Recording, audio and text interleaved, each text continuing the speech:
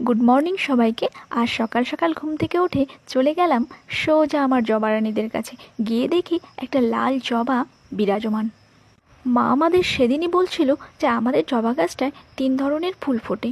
তো আমি তো শুনে প্রথমে অবাক যে এটা কী করে সম্ভব। প্রতিদিন সকালে বৃষ্টি থাকায় আমি তো খুব ঘুম থেকে দেরি করে উঠি, তাই মা পুজোর জন্য সমস্ত ফুল ভিজে ভিজেই তুলে রাখে।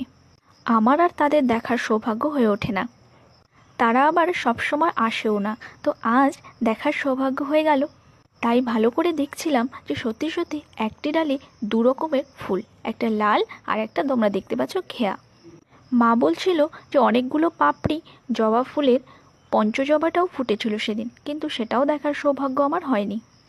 জবা রানীদের দেখতে দেখতে পাখিদের কলরবও বেশ সুন্দর লাগছিল।